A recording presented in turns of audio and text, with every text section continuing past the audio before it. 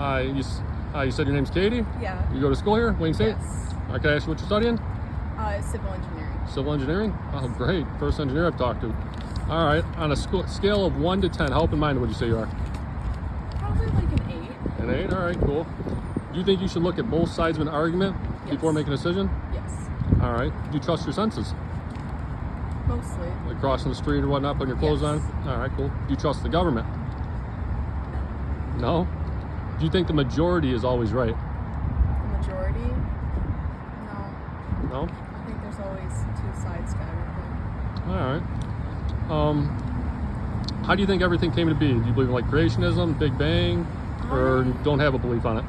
I've always been more of a science girl, so I'm more, I don't know how the planet formed personally, but I know I believe in like evolution. It's like Well, my wife teaches evolution or whatnot. All right, so I mean, she teaches psychology, biology. All right. What's your definition of science? I feel like science, my definition of science is probably, it's like Would you say it should the be a foundation of like every living organism. I feel like that's what science is. You think science should be observable, measurable, testable, and repeatable? Yes. Yeah? All right. Do you think science should ever be a closed book? No. All right. What's the difference between a belief and a knowing? I feel like a knowing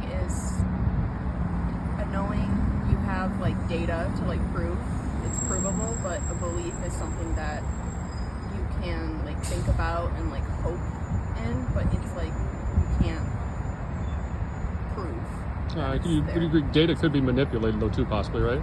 And to Yeah. all right. Would you say a knowing? To me, like a knowing would be there's two entities here talking right now. Yeah. That's a knowing for sure. Like that's definitely 100%. All right. All right. Here's the big question. What shape do you think the Earth is? Do you believe it's an oblate spheroid? Do you believe it's flat? Do you believe it's without form or some other shape? It is more like, I think it's like an amoeba, because it's like kind of like What? more of like a, like kind of like a circle, but there's differences in like the altitude and like mountains, so there's definitely going to be like peaks and. All right. So you believe like what the mainstream's telling us, like it's a spherical object going around the sun or whatnot? Yeah. All right. Can I ask you why you believe that? That's just what I personally believe. I just, like, I don't want to say I trust, like, NASA fully, but, like, I do when I see the pictures of, like pictures and stuff of the Earth from space. It does look spherical. I don't think it's flat. I think it's definitely, like, a sphere going around the sun. Yeah. A picture? Like if I told you I could fly right now, but I can only show you me flying on video, would you believe I could fly? You could fly personally? Me personally, but I can fly, but I can only show you video footage of me flying. Would you believe it? Probably not. So a picture you think is good enough, you think? I mean, yeah. But not of me flying? But for... I guess not you flying. It's like, I don't think humans will ever be able to, like, just, like, levitate and fly, but... Fair enough. All right, do you know anything about fluid dynamics?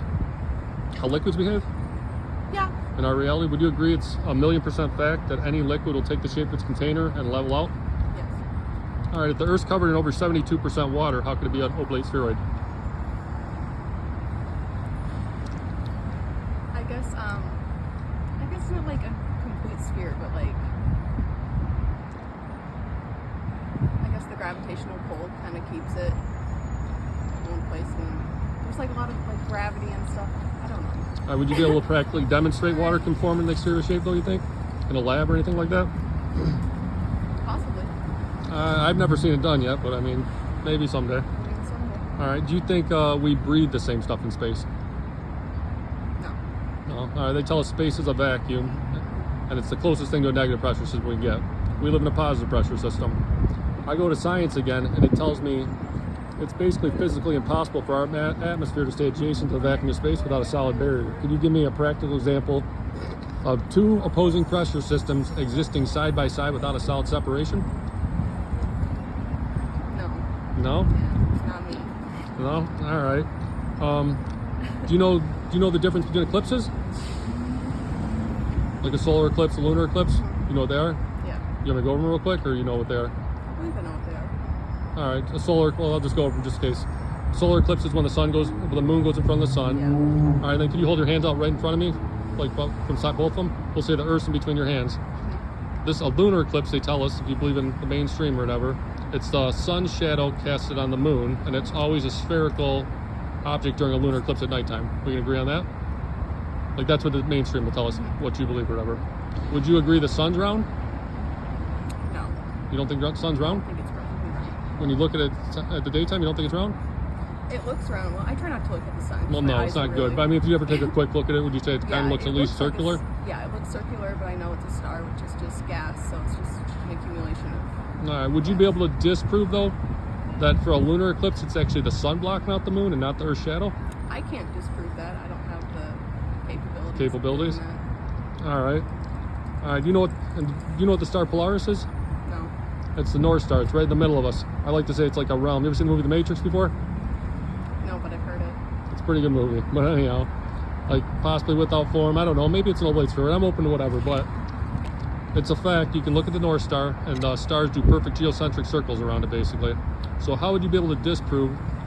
This North Star vibrates back and forth a little bit, but it doesn't move. It only stays star up there. How would you be able to disprove everything's spinning around us, causing the Coriolis effect? The moon pushes the tides, the sun contracts the tides.